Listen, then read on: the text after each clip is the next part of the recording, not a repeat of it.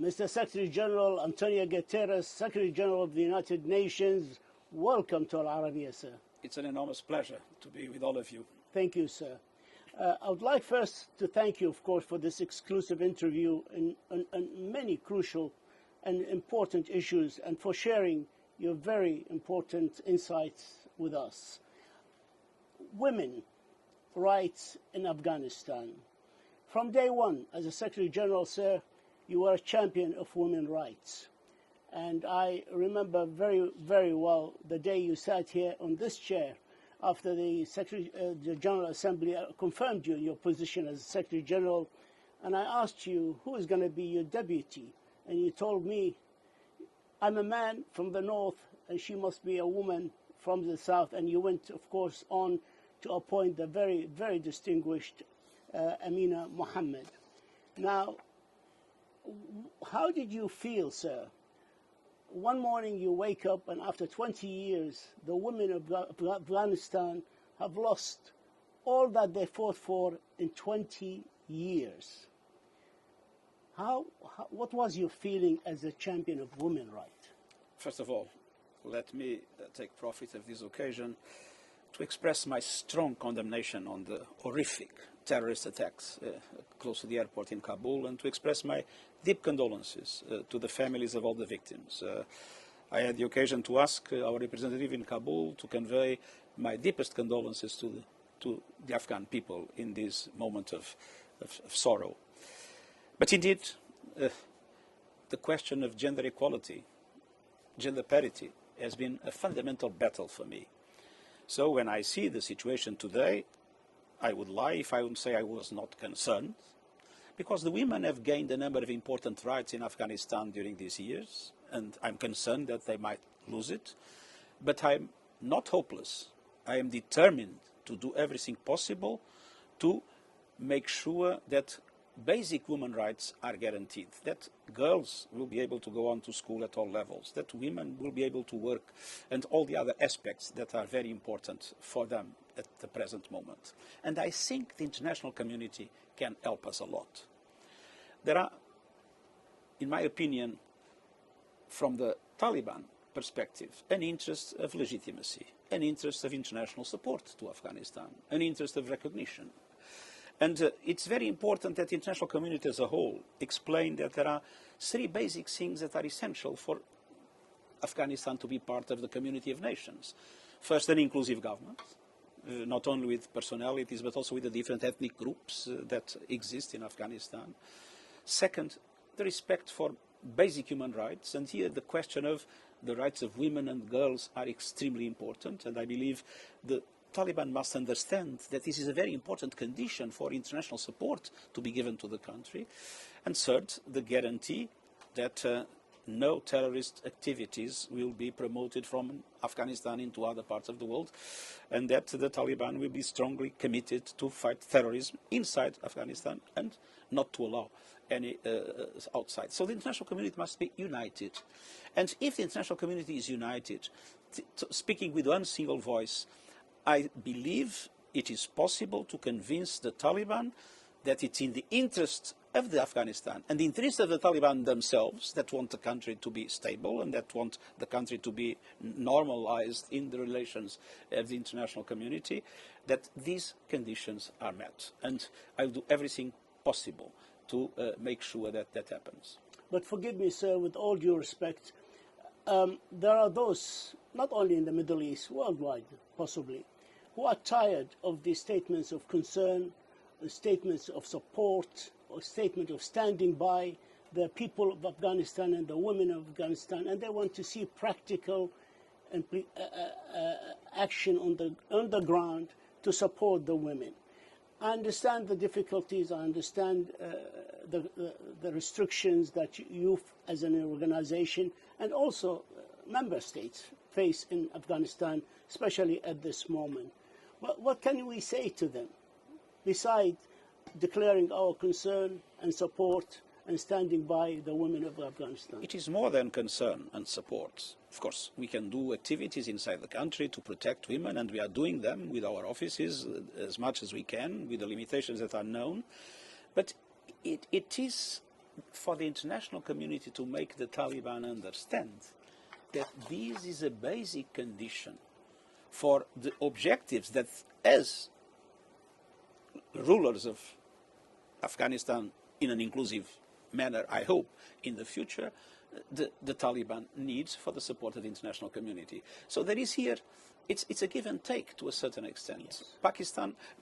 Afghanistan wants, and the Taliban want Afghanistan to be considered a country, a normal country in the international community, to be recognized. Oh, there is a number of basic requirements, and the rights of women and girls are one of those basic requirements, in my opinion. Because talking about the attack of yesterday and how vulnerable is the airport. Now, this airport, Hamid Karzai's airport in Kabul, is a vital entry point for your aid, which is much needed in Afghanistan. How certain are you that the Taliban government will be able to secure the security and the protection for the airport, for your planes that are coming in, carrying all that aid? Do you hold them responsible for the security of the airport? Of course, whoever will be ruling Afghanistan will be responsible for the security of the country as a whole, the security of the airport. And it is vital for the future Afghan authorities to create a mechanism of security that allows the airport to be operational, airlines to be able to land there, and humanitarian aid and other forms of support to be conveyed. And it is important for me to tell you at this moment, we are in Afghanistan to stay and to deliver. We are relocating some staff for logistic reasons to have a better capacity to deal with the limitations that we have. We have opened a support office in Almaty. We are, as I said, but we are there to stay and to deliver. And we will be launching a flash appeal for humanitarian aid, and we will be trying to mobilize the whole of the international community to give humanitarian support for the Afghan people. And I think this is in the vital interest of the Taliban. And so I believe, and there are several countries that are ready to cooperate with the Taliban on this. Turkey, I've been told, is interested in that cooperation. I believe that a formula will be found to allow for the airport to become operational, because this is vital for the country and for the people of the country. Do you feel that your staff is around 3,000 members of the United Nations working there with local staff in Afghanistan? Do you feel that they are safe, they are protected? And has any of your offices been ransacked or occupied by the Taliban? Now, offices with staff present Yes. have not been occupied or ransacked. There were old offices that had been closed, that indeed Have been ransacked, yes. that has happened. And I have to say that I fully understand the enormous anxiety of our staff. And I fully understand the anxiety of people. I mean, this is a completely new situation, totally unforeseen, for which nobody was prepared, and there is this anxiety. We are engaging with the Taliban actively in order to guarantee their safety and their protection. We have had the support of some countries in relation to relocation to some people that might be in need of that. But our most important point is it is essential that the international community as a whole works with the Taliban to convince the Taliban that they must guarantee the security and safety of all, including UN staff, but also including all Afghans and all those that work for other organizations. That is absolutely vital, and we are very strongly engaging with the Taliban at the present moment for that purpose.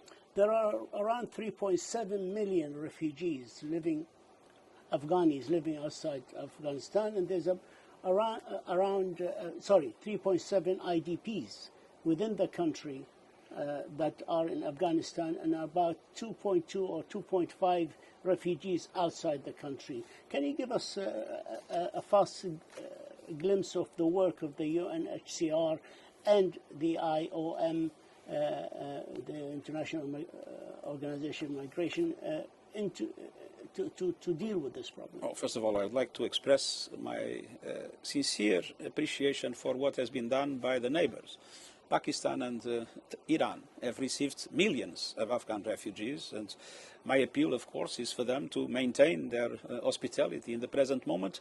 But the international community needs to strongly mobilize to support the host countries, to support the refugees themselves, and the UNHCR is very actively engaged in both countries and inside Afghanistan. And at the same time, as I said, we launch a flash appeal for humanitarian aid, and in one of the priorities of humanitarian aid inside Afghanistan are the people internally displaced. And the more we are able to support people inside Afghanistan, the less the risk of a massive outflow that would create enormous problems in the region and further afield. All participants in the G7 this week that took place on Tuesday say that Taliban must guarantee free access to humanitarian aid, also guarantee the fight against terrorism, respecting women's rights, just what you just mentioned now. Otherwise, there will be no talks with them and no consideration of recognition. Does that complicate life for you? Because you have to deal with the de facto power on the ground, which is the Taliban, unrecognized by the world community, or you are accustomed to doing that in other parts of the world? I think it's very important that all different groups of the international community, you mentioned the G7, but there is the Troika, Russia, the US, China, and Pakistan. You have the OIC. You have many organizations within the international community, and it's very important that all convey the same message to the Taliban, which is what I have repeated: an inclusive government, respect for basic human rights, and the guarantee of fight against terrorism. And I believe that if everybody is on the same page, and in my contacts with all of them, they are all on the same page, this can be helpful in facilitating a dialogue with the Taliban, for the Taliban to understand how important it is exactly to guarantee humanitarian access to everybody, to guarantee that the rights of women and girls are respected, to guarantee that terrorists are not allowed to operate from Afghanistan, and to guarantee that the different ethnic groups are represented in a form of governance that will emerge, that guarantees the inclusivity and, to a certain extent, facilitates the legitimacy of the future authorities. How does the World Food Programme, WFP, see the food situation now in Afghanistan? Very serious. The World Food Programme is fully engaged, is fully on board. They have distributed 80,000 tons of food in the very last period, and indeed it will be a central part of our flash appeal to guarantee food security for the people of Afghanistan. Food, medicine, and all the other basic forms of support are absolutely crucial, but also the protection of people in these difficult circumstances. The United Nations Assistant Mission in Afghanistan, UNAMA, their mandate expires in September. Are you going to ask for a renewed, more stronger mandate for this mission in Afghanistan? I think that we will need to see how the situation evolves, because obviously the kind of mandate that the UN will have will depend on the situation in the country. But I believe it's important that the UN stays, that UN delivers, that UN has a very strong role in humanitarian aid, that UN will help the country to stabilize in the lines that I mentioned, but also it's very important that UN can play a role in relation to the protection of human rights and in relation to the other aspects of the present mandate. I would like to move to Yemen. First of all, I'd like to congratulate you on your selection of the Swedish ambassador, Mr. Hans Grundberg, to be the special envoy to Yemen after the departure of Martin Griffiths. In many ways, many people argue, and since the success of Sergio de Mello in East Timor, the record of the special envoys haven't been so successful in many parts of the world. Are you more hopeful of the success of Ambassador Grundberg in Yemen, and what would he do different to achieve different results? I believe there will be a line of continuity in relation to what we have been doing. I mean, it is essential that on one hand, the Houthis understand how important it is to cease hostilities. It is essential, on the other hand, that the government of Yemen and the supporters of the government of Yemen understand the importance of keeping open the airports, the harbors, and other forms. But we are in a kind of situation of the chicken and the egg, each side trying to see what the other does first. So what I believe is very important is to make everybody understand that all things are important. It's important to cease the hostilities. It's important to guarantee normal conditions of access to the country, and it's important to create the conditions for a political dialogue to start. I don't think the coalition is waiting to see what the other side doing, because they have made a very clear and initiative for peace and talks, which you yourself have welcomed it. The whole world has welcomed it. While the Houthis on the other side have continued the attack on Ma'rib to achieve some land gains. They have continued the attacks against Saudi Arabia with ballistic missiles and drones. They have continued their intransigence with regard to Safir tanker. I can go on and on and on. So I feel it's a bit unfair to say both sides are waiting to see what. No. I mean, clearly the problem is that Saudi Arabia and the government of Yemen have decided that they would open the airport and the harbor, but one of the conditions is the ceasefire. And what the Houthis have been saying is that they want first it to be open before discussing the ceasefire. My belief is that everything needs to be combined, and so from that point of view, our appeal to the Houthis is indeed to understand that independently of the way things are faced, it's important that there is an engagement of everybody in relation to everything. Well, I wish your new special envoy all the best of luck. We all do, for the sake of the Yemeni people. I think the Yemeni people have suffered too much. Too much. And I have to tell you, I went to Yemen several times. Yemens are very generous. I know that they have some difficulties in ruling themselves. I mean, and of course you have the tribes and you have all the difficulties and the complexities. But I never forget that Somali refugees went to Yemen and they were received prima facie, recognized as refugees without any condition, and everything was shared with them. So these people that has been so generous with the others, I mean, these people deserve peace. These people deserve the support of the international community, and I hope that this peace will come sooner rather than later. On Libya, are we losing the initiative? Today there was fighting between the militias, stopped now, but there had been very heavy fighting south of Zawiya town. There are promises or threats by the House of Representatives and its leader to declare no confidence in the government if they don't come and answer questions by Monday to the... things doesn't all go well for Libya, for the elections to be held in December. What are we doing about that? I mean, we are doing everything we can to bring together the parties. The parties need to understand, first of all, the Libyan parties need to understand that enough is enough. It's time to stop with the reasons and arguments. It's time to come together and to create the conditions for the aspects, constitutional legal aspects of the elections to be solved and the elections to take place, for a new legitimacy to be created in the country.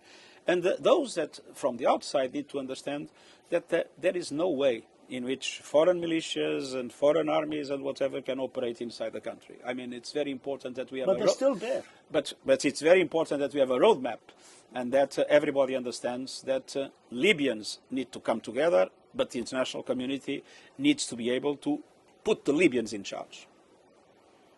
And the foreign fighters and the militias? Foreign fighters and militias, I think, have no room in Libya. And it's essential, and we have been arguing with all the countries that are relevant in this regard. We need to have a roadmap for the departure of all of them. Are they willing to put a roadmap for the... It is not easy. It's a difficult negotiation. I mean, there was positive things that have happened, as you know, with the ceasefire, with the coastal road. But there is still a long way to go. And again, there are some chicken and egg issues there that we need to be able to solve. Yeah. With regards to Iraq, they're facing stiff challenges, securing transparent and secure, successful parliamentary elections October the 10th to deal with worsening security situation. Do you believe that with the help of the United Nations and the EU, Iraq can succeed and hold successful elections, transparent and safe for the people of Iraq? I strongly hope so, and we'll do everything we can to support elections, free and fair elections in Iraq. Iraq can be a symbol of stability in the region. Iraq can be even a bridge. It's a country where we have Shia and Sunni. It's a country we have Kurds and Arabs. We need to stabilize Iraq. The stability of Iraq is essential for Iraq and for the Gulf. And so my strong commitment is that the UN will do everything possible, and we are on the ground talking to everybody in order to make sure that conditions are met for Iraqis to come together and accept elections to be free, to be fair, and accept the result of the elections. I got my signal from your spokesman and from my station that my time is over. I have nothing but to thank you, sir, for this very important exclusive interview, and we wish you the very best of luck in the service of the world community. Thank you, sir. Shukran, and allow me to make an immediate appeal in relation to the future appeal that will come.